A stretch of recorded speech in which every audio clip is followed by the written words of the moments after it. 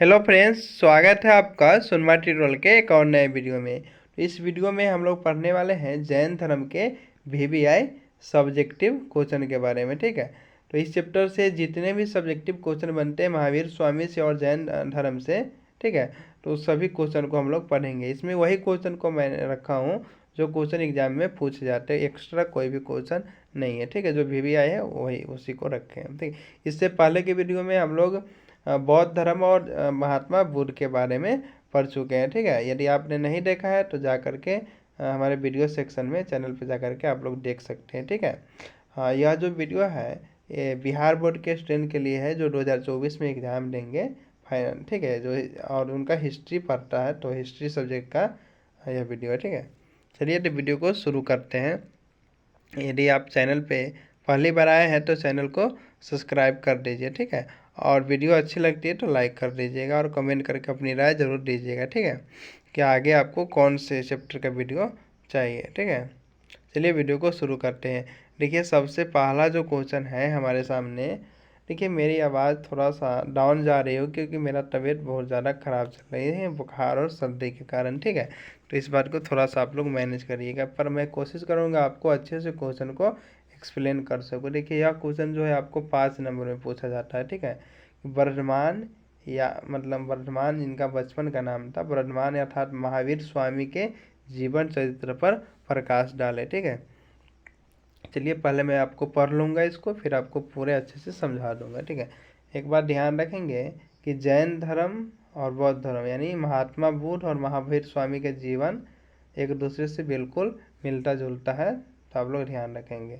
देखिए, महावीर स्वामी जिनका जन्म 540 ईसा पूर्व में बिहार के वैशाली जिले के कुंड ग्राम में हुआ था। ठीक है, इनका जन्म महावीर स्वामी का कब हुआ था? 540 ईसा पूर्व में। कहाँ?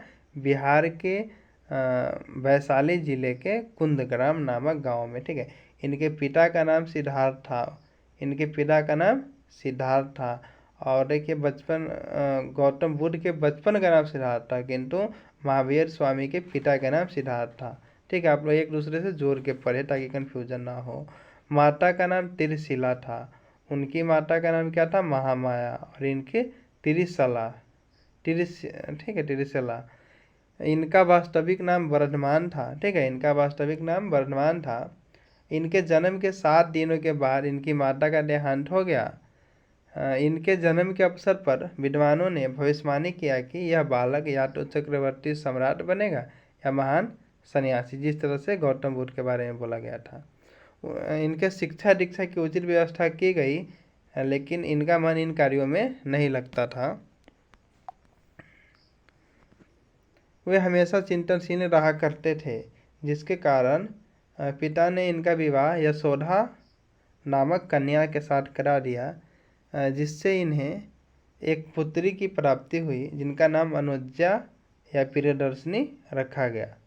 पिता के मरने के पश्चात 30 वर्ष की अवस्था में अपने बड़े भाई नंदीवर्धन से आशीर्वाद लेकर घर को त्याग दिए और 12 वर्ष तक भटकने के बाद राजगीर में रजुपालका नदी के किनारे साल वृक्ष के नीचे 42 वर्ष की अवस्था में इन्हें परम ज्ञान की प्राप्ति हुई थी। ठीक है, आगे देखिए, ज्ञान प्राप्ति के बाद यह कैवल्य कहलाए। ज्ञान प्राप्ति के बाद इन्होंने राजगीर के विपुलचल की पहाड़ी पर अपना पहला उपदेश दिए और 72 वर्ष की अवस्था तक अपने धर्म का प्रसार करते रहे और 468 ईसा पूर्व में नालंदा जिला के पावापुरी नामक स्थान पर इन्होंने संलेखना विधि के द्वारा अपने प्राण को त्याग दिया। ठीक है, चलिए इस क्वेश्चन को हम लोग अच्छे से समझते हैं। ठीक है, अपने भाषा में।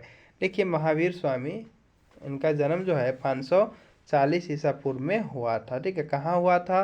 तो बिहार के वैशाली जिला के कुंडग्राम में हुआ था। इनके जन्म के कुछ ही मतलब 7 दिनों बाद ही इनकी माता का देहांत हो जाता है।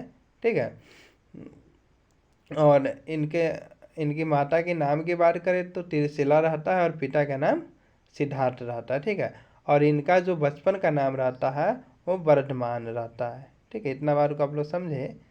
तो जब इनका जन्म के अवसर पर भी भविष्यवाणी करता है कौन? पंडित पंडित सब विद्वान सब क्या भविष्यवाणी क्या करता है कि यह लड़का आगे चल करके सन्यासी बनेगा नहीं तो सम्राट बनेगा, ठीक है। तो ऐसे में इनके पिता चाहते थे कि सम्राट बने, किंतु इनको पढ़ाई लिखाई में, राजनीतिक शिक्षा में, है ना, मन नहीं लगता था। ये हमेशा चिंतनशील रहा करते थे गौतम बुद्ध की तरह ही, ठीक है। तो ऐसे में इनका विवाह करा दिया गया, ठीक है। पत्नी का नाम था यशोदा, ठीक है। पत्नी का नाम क्या था? यशोदा। और इन्हें एक पुत्री की प्राप्ति भी होती है, अनुजा या प्रियदर्शनी नाम रहता है, ठीक है। और उसका जो शादी होता है जमाली, इसका दामाद का नाम क्या रहता है? जमाली, ठीक है। तो जमाली नामक लड़का से अनुजा का विवाह भी करा दिया जाता है। उसके बाद महावीर स्वामी के पिता के देहांत हो जाती है, तब तक ले 30 वर्ष के हो गए रहते। कौन? महावीर स्वामी। तो ऐसे में यह अपने बड़े भाई नंदीवर्धन के, यह व्यक्ति में पूछता, याद रखिएगा, नंदीवर्धन के बड़े भाई कौन थे? नंदीवर्धन। नंदीवर्धन से आशीर्वाद लेकर के 30 वर्ष की अवस्था में घर को त्याग देते हैं और वन में भटकने लगते हैं। तो ऐसे में इनको 12 वर्ष तपस्या करने के बाद इनको ज्ञान की प्राप्ति हो जाती है। कहाँ हो जाती है ज्ञान की प्राप्ति? तो देखिए यहाँ पे लिखा हुआ था, ज्ञान की प्राप्ति कहाँ हुई थी? राजगीर में। राजगीर के नहीं, हाँ राजगीर में ही होती है। देखिए यहाँ पे लिखा हुआ है, कहाँ पे? हाँ, 12 वर्ष भटकने के बाद, ठीक है, राजगीर में रिजुपालका नदी के किनारे साल वृक्ष के नीचे 42 वर्ष की अवस्था में इन्हें ज्ञान की प्राप्ति हो जाती है।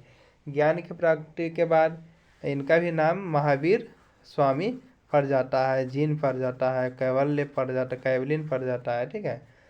तो उसके बाद इन्होंने अपने धर्म का अच्छे से प्रचार प्रसार करा, ठीक है। बहुत से शिष्य बनाए, है ना। उसके बाद 72 वर्ष की अवस्था में 468 ईसा पूर्व में इनकी मृत्यु हो जाती है संलेखना विधि के द्वारा। संलेखना विधि क्या होता है? तो संलेखना विधि जो अन्न जल त्याग करके भूख से मर जाता है, और उससे हम लोग क्या कहते हैं? संलेखना। हिंदी में, अंग्रेजी में स्टार्विंग थ्रू कहते हैं, ठीक है। तो ये था महात्मा बुद्ध के, महावीर स्वामी के जीवन चरित्र। तो आपको ऐसे ही लिखना पड़ेगा, 5 नंबर में आता है। आपको कहानी याद हो गई होगी, नहीं भी हुई होगी तो बिल्कुल आसान भाषा में लिखा हुआ है, आप लोग इसको नोट कर लीजिएगा, नहीं तो PDF मेरे से मंगवा लीजिएगा और इसको पढ़ लीजिएगा, ठीक है। चलिए अब अगला जो क्वेश्चन है, इम्पोर्टेंट क्वेश्चन है, जैसा कि हमने पिछले वीडियो में भी चर्चा किया था इसके बारे में। पंच महाव्रत क्या है बाबू? पंच महाव्रत तो क्या है? देखिए ये आपसे ऐसे भी क्वेश्चन पूछेगा कि जैन धर्म के 5 सिद्धांत कौन कौन से हैं, या पंच महाव्रत क्या है। देखिए उत्तर में, महावीर स्वामी ने अपने शिष्यों को कष्टों से निवारण के लिए, क्या कष्टों से निवारण के लिए तथा कैवल्य की प्राप्ति के लिए 5 आदर्श पालन करने को कहा था, जिसे ही पंच महाव्रत कहते हैं, जो निम्नलिखित हैं, ठीक है। आप लोग समझे होइएगा। देखिए वीडियो थोड़ी सी लंबी होगी, 15 से 20 मिनट की, किंतु आपको समझ में आ जाएगा, ठीक है। अब क्वेश्चन आंसर करा रहे हैं तो वीडियो तो लंबी होगी ही, आप लोग समझ सकते हैं। तो देखिए पंच महाव्रत जो है, देखिए क्या है कि पहला सत्य। जैन धर्म के पंच महाव्रत कौन से हैं? तो सत्य, यानी झूठ नहीं बोलना चाहिए, अर्थात हमें सच बोलना चाहिए। दूसरा है अहिंसा, यानी कभी हिंसा मारकाट नहीं करना चाहिए। तीसरा है अस्तेय, यानी कभी चोरी ना करना चाहिए। चौथा है अपरिग्रह, धन संग्रहित ना करना चाहिए, ठीक है। 5 में है ब्रह्मचर्य, इंद्रियों को वश में करना चाहिए, अर्थात शादी विवाह न करना चाहिए, ठीक है।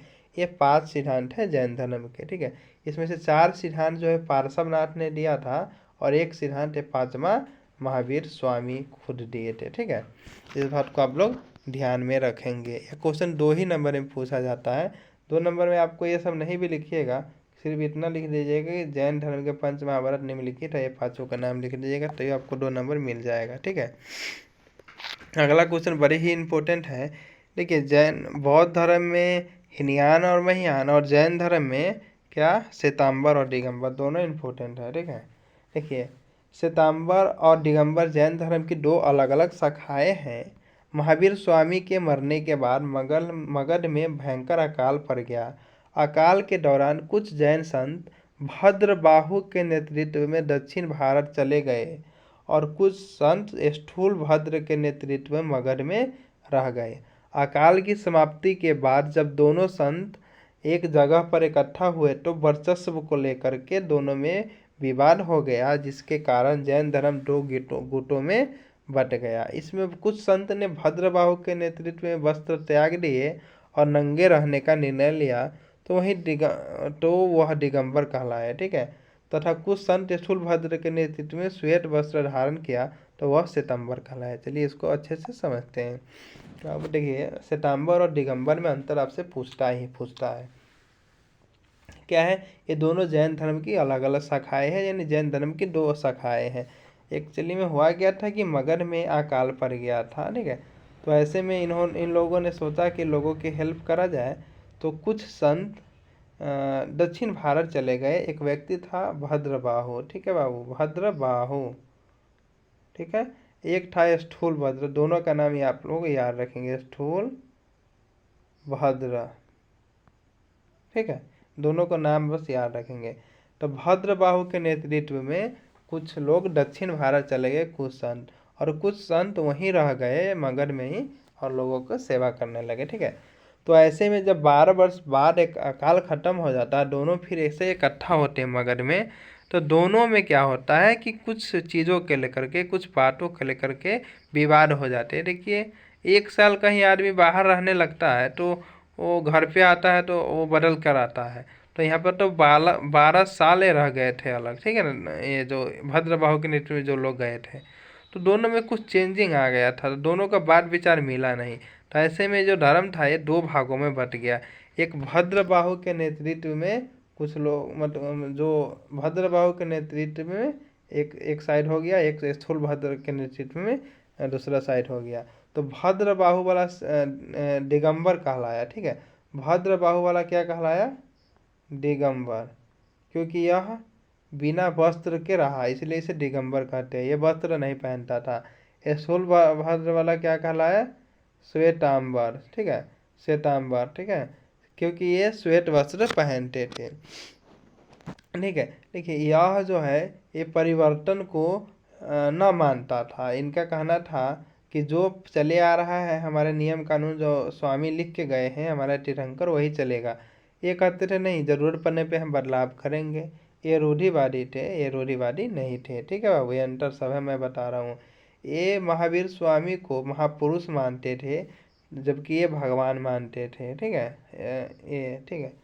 और दिगंबर जो है, दिगंबर में महिला शामिल नहीं हो सकती थी, क्योंकि इसमें नंगे रहना पड़ता था, तो महिला की कबल्य प्राप्ति नहीं कर सकते थे। और इसमें महिला भी शामिल हो सकती थी। तो इस तरह से अंतर था दोनों में।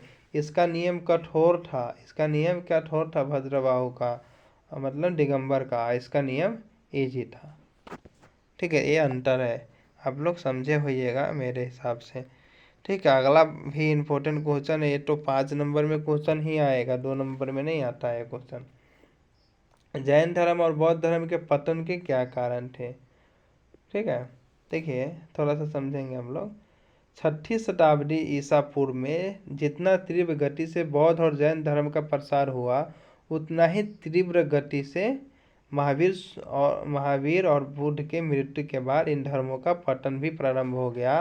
और इसके कई कारण थे, ठीक है, कई कारण थे, जिसमें हम उन लोग पॉइंट वाइज लिख पढ़ेंगे। आपको एग्जाम में भी पॉइंट वाइज लिखना है, लेकिन ऐसे रेड कलर से नहीं लिखना है। मैंने तो अच्छा दिखाने के लिए रेड कलर से लिख दिया है, ठीक है। ठीक है, तो बौद्ध और जैन धर्म का बदलता स्वरूप, यह हमारा पहला कारण हुआ। किसका? पतन का, इन धर्मों का। कि महात्मा बुद्ध और महावीर स्वामी की मृत्यु के बाद बौद्ध और जैन धर्म के अनेक जटिलता आ गई, ठीक है। साथ ही मूर्ति पूजा का समावेश हो गया, जो इसके पतन का कारण बना। चलिए, अगला जो है संघ, बौद्ध संघ मैंने आपको पढ़ाया है पिछले वीडियो में, ठीक है। तो संघ के प्रवेश में बुराइयाँ। महावीर और बुद्ध के मरने के बाद बौद्ध और जैन भिक्षुक लोग भोग विलास में रहने लगे, ठीक है, लिप्त हो गए, जिसके कारण इस धर्म का पतन हो गया। आप लोग सोच ही सकते हैं, कोई भी काम पर ध्यान नहीं दिया जाएगा तो क्या होगा? पतन ही होगा ना उसका। पतन मतलब विनाश। फिर है राजकीय संरक्षण की समाप्ति। ठीक है, प्रारंभ में मौर्य वंश एवं पाल वंश के शासकों ने इन धर्म को संरक्षण प्रदान किया था। ठीक है, पाल वंश की समाप्ति के बाद किसी अन्य राजाओं ने बौद्ध और जैन धर्म का संरक्षण नहीं किया था, तो उसके पतन का जो इसके पतन का कारण बना। आपको पता है कि बौद्ध जैन धर्म को चंद्रगुप्त मौर्य भी अपनाते थे, मानते थे। और बौद्ध धर्म के अशोक के बाद फिर उसके बेटा महेंद्र ने बौद्ध धर्म का प्रचार किया, लेकिन उतना नहीं जितना अशोक ने किया। उसके बाद कोई शासक मौर्य वंश में भी नहीं आया जो इन धर्मों को संरक्षण दिया, इसलिए इनका पतन होना स्टार्ट हो गया। अगला जो कारण है बौद्ध और जैन धर्म का विभाजन है, बड़ा ही इंपॉर्टेंट, सबसे इम्पोर्टेंट कारण मैं इसको मानता हूँ। क्योंकि कोई भी चीज़ एक रहेगा तो क्या रहेगा, ताकतवर रहेगा। जब भी अलग होगा तो कमज़ोर पड़ेगा, तो फिर उसका विनाश तो होना निश्चित ही है। ठीक है, महात्मा बुद्ध और महावीर स्वामी के मरने के पश्चात बौद्ध और जैन धर्म कई अलग अलग शाखाओं में बट गया, जो इसके कारण बना। जैसे कि आप लोग पढ़े हैं बौद्ध धर्म में हीनयान महियान, है ना। जैन धर्म में भी मैंने पढ़ा है श्वेतांबर दिगंबर, ये मेन है जो अलग हुआ है। इसमें भी अलग अलग शाखाएँ हैं, मतलब श्वेतांबर में भी अलग शाखाएँ हैं, दिगंबर में भी अलग अलग शाखाएँ हैं, हीनयान में भी वो जो शून्यवाद है ना। ये सब अलग अलग शाखाएँ हैं, महियान में भी अलग अलग शाखाएँ हैं। तो इस तरह से है। ठीक है, आई होप कि आप इन 4 क्वेश्चन को अच्छे से समझे होइएगा। तो जैन धर्म से यही 4 क्वेश्चन आपसे पूछे जाएंगे, इससे बाहर कुछ भी ना पूछा जाएगा। आप लोग ध्यान रखेंगे, ऐसे नहीं मैं बोल रहा हूँ। मैं 5 साल से मैं पढ़ा रहा हूँ 12th क्लास को, तो मुझे एक्सपीरियंस है कि कौन क्वेश्चन कब पूछे जाते हैं। ठीक है, तो आप लोग विश्वास कर सकते हैं। चलिए मिलते हैं नेक्स्ट वीडियो में। Thanks for watching this video.